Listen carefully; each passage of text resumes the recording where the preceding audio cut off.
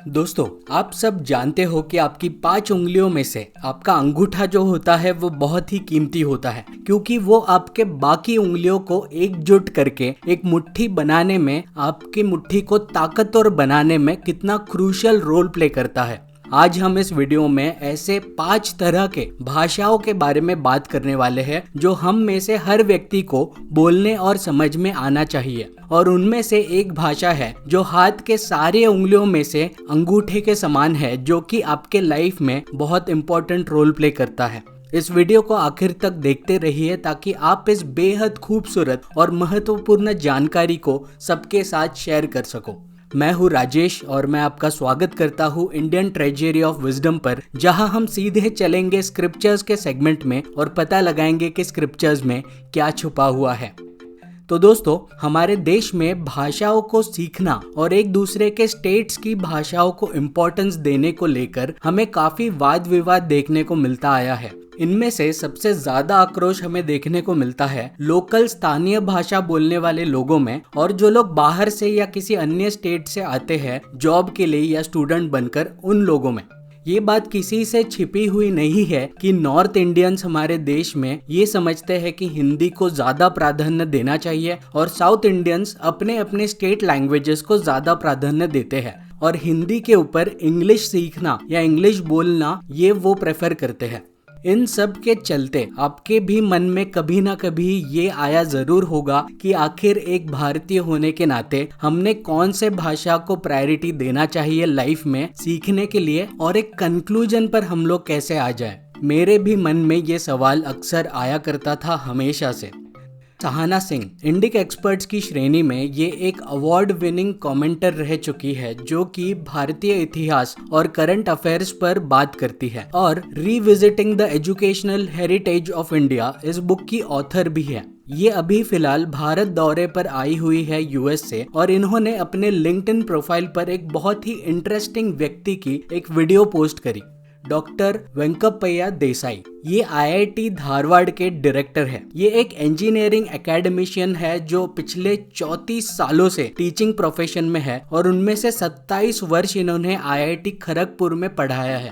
ये उन rare educators में से एक है जिनमें अभी भी भारतीय परंपरा और दृष्टि कूट कूट कर भरी हुई है। ये आज भी आईआईटी के स्टूडेंट्स को भारतीय प्राचीन कॉन्सेप्ट्स बता करके इंजीनियरिंग पढ़ाते हैं। तो दोस्तों, वो जो वीडियो मिसेस सहाना सिंह ने शेयर करी थी उसमें डॉक्टर देसाई एक बहुत इंटरेस्टिंग कॉन्सेप्ट का उल्लेख करते हैं, जिनको वो कहते हैं पंचभाषा। और वो कहते हैं कि हम में से हर भारतीय ने इन 5 भाषाओं पर मास्टरी करना अनिवार्य है। तो चलिए समझते हैं कि वो किन 5 तरह के भाषाओं के बारे में बात कर रहे हैं।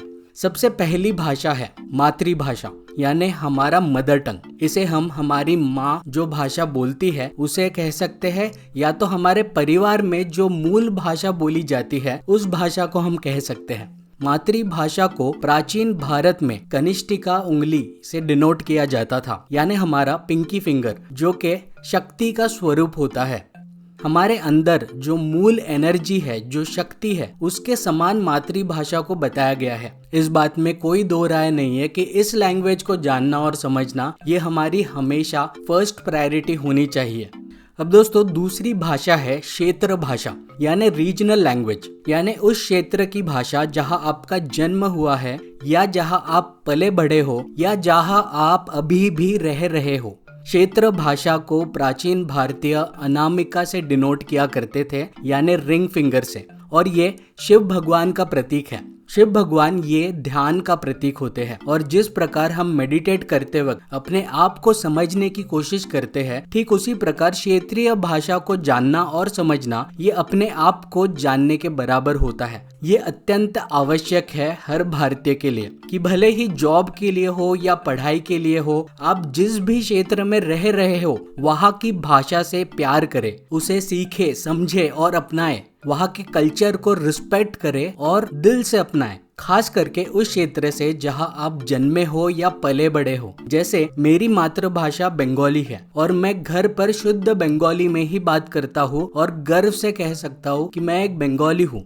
पर साथ ही साथ मुझे इस बात का भी बहुत बहुत गर्व है कि मैं एक महाराष्ट्रियन हूँ, क्योंकि मेरा जन्म महाराष्ट्र में हुआ है आणि मला माझ्या मराठी भाषेवर खूप प्रेम आहे।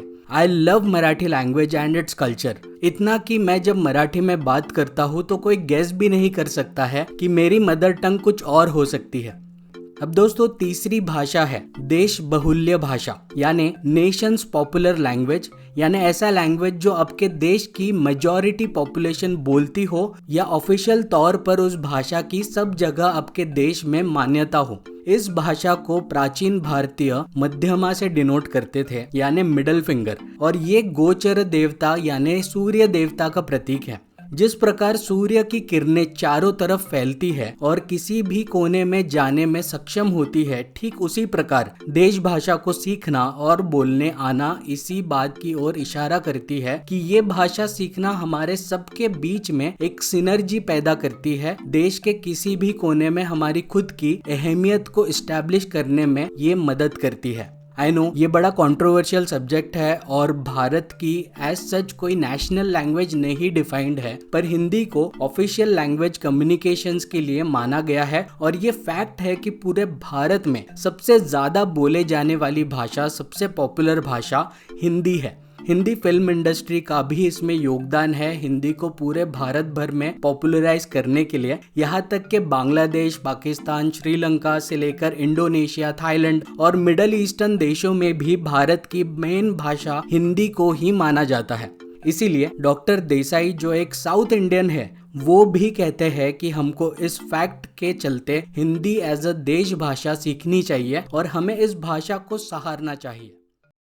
उसके बाद आता है विश्व बहुल्य भाषा, यानी इंटरनेशनली पॉपुलर लैंग्वेज, जो पूरी दुनिया भर में सबसे प्रचलित भाषा होती है। वो इसको डिनोट किया जाता है तर्जनी यानी इंडेक्स फिंगर से, जो प्रतीक है विष्णु भगवान का। जैसे विष्णु भगवान प्रतीक है धरती को बचाने का, धरती का संरक्षण करने का, जीत का, उसी प्रकार विश्व बहुल्य भाषा को सीखना, समझना और बोलने आना ये दर्शाता है कि आप इस विश्व का सामना करने के लिए तैयार हो। जैसे एस जयशंकर जी आज अमेरिकन रिपोर्टर्स का सामना कर पाते हैं और उनको मुंह तोड़ जवाब दे पाते हैं उनके ही भाषा में, ये हमारे सामने एक उदाहरण है। आई नो ये भी कंट्रोवर्शियल सब्जेक्ट है, बट हमको पता है कि ब्रिटिश के कॉलोनियल इन्फ्लुएंस के कारण पूरे विश्व भर में बहुमूल्य देशों ने आज इंग्लिश को अपना ऑफिशियल लैंग्वेज बनाया हुआ है। हालांकि मैं कहना चाहूंगा कि इंग्लिश को बहुत कम कंट्रीज में एक्चुअल में बोला जाता है, पर अंतरराष्ट्रीय कम्युनिकेशंस के लिए इसी लैंग्वेज को आज एक ग्लोबल एक्सेप्टेंस है। एजुकेशन सिस्टम्स और दुनिया के पावरफुल नेशंस जैसे यूएसए और यूके का विश्व भर पर इन्फ्लुएंस के कारण इस लैंग्वेज को सीखना अनिवार्य हो गया है आज। बट सेइंग दिस, मैं ये भी कहना चाहूंगा कि इंग्लिश लैंग्वेज के पहले जिन 3 भाषाओं के बारे में हमने चर्चा की, वो पहली 3 प्रायोरिटी होनी चाहिए हमारी और हम भारतीयों की। रशिया, जापान और चाइना जैसे देशों से ये हमें सीख लेनी चाहिए कि हमने इस भाषा की गुलामी नहीं करनी चाहिए, जो कि भारत जैसे कंट्रीज आज भी करते आए हैं। और इंग्लिश जानने और बोलने के स्किल्स के बेसिस पर लोगों को हम नीचे स्तर पर देखते हैं, जो कि बहुत गलत बात है। अब दोस्तों इस प्रायोरिटी लिस्ट में ये लास्ट भाषा जरूर है, पर ये सबसे इम्पोर्टेंट भाषा है जो हम सभी को आना जरूरी है। अभी तक आपने इस भाषा को गेस कर लिया है तो इस वीडियो को अभी पॉज कीजिए, पॉज कीजिए और नीचे कमेंट सेक्शन में जाकर इस भाषा का नाम लिख दीजिए अगर आपने गेस कर लिया है। तो 5वीं भाषा जो हम सभी को जानना और सीखना चाहिए, जो कि हमारे प्राचीन भारतीय अंगुष्ठा यानी अंगूठे से डिनोट किया करते थे, वो है प्रमातृ भाषा यानी language of origin of mother tongue, यानी सारे मातृभाषाओं का जो ओरिजिन यानी उत्पत्ति है उस भाषा को सीखना, जो कि हम भारतीयों के केस में है संस्कृत। संस्कृत ये ना ही सिर्फ भारतीय भाषाओं की प्रमातृ भाषा है, बल्कि इंग्लिश, जर्मन और कई सारे यूरोपियन भाषाओं की भी प्रमातृ भाषा है। ये लिस्ट में सबसे आखिरी नंबर पर जरूर है, पर जैसा कि मैंने कहा कि इस भाषा को प्राचीन काल में अंगुष्ठा से डिनोट करते थे, ये इसी बात की ओर इशारा करता है कि जैसे हमारे 5 उंगलियों में अंगूठे की अहमियत होती है मुट्ठी बनाने के लिए, उसी तरह संस्कृत की सारी भाषाओं में अहमियत है। अंगुष्ठ यानी अंगूठे को प्राचीन भारत में गणपति भगवान का प्रतीक माना गया है, और जिस तरह गणपति भगवान के नाम का अर्थ है गणों का पति, मतलब सारे लोगों का लीडर, उसी प्रकार संस्कृत ये भाषा सारे भाषाओं का लीडर, सारे भाषाओं की मातृ है। संस्कृत सीखना हमारे लिए बहुत क्रूशल है, क्योंकि संस्कृत ना ही पूरे विश्व में सबसे आधुनिक और साइंटिफिकली एडवांस्ड भाषा है, बल्कि ये एक ऐसा लैंग्वेज है जिसको प्राचीन भारतीयों ने बहुत रिसर्च करके डेवलप करा, जो ना ही सिर्फ हमें शारीरिक रूप से हमारे सारे ब्रेन मैकेनिज्म को सही रखने में मदद करता है, बल्कि हमें स्पिरिचुअल लेवल पर कॉस्मिक एनर्जीज से कनेक्ट करने में हेल्प करता है और मेंटल स्टेबिलिटी और पीस प्रदान करता है। तो दोस्तों, आई होप ये वीडियो आपको बहुत ही इंटरेस्टिंग लगा होगा।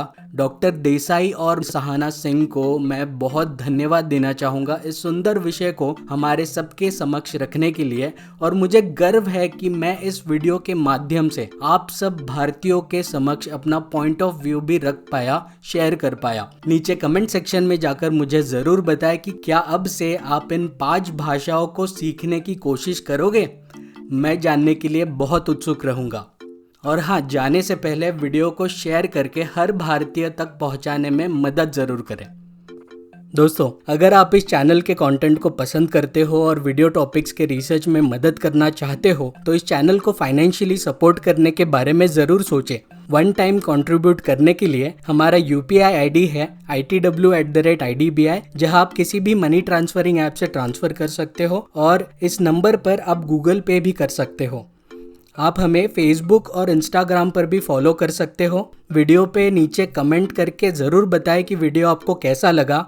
वीडियो को लाइक कर दें और ज़्यादा से ज़्यादा शेयर करें, और चैनल को अभी तक आपने सब्सक्राइब नहीं किया हो तो ज़रूर कर दीजिए, और बेल आइकन को भी दबा दीजिए ताकि आपको रेगुलर अपडेट्स मिलते रहे। थैंक यू दोस्तों फॉर वॉचिंग, एंड जल्दी मिलते हैं अगले वीडियो में।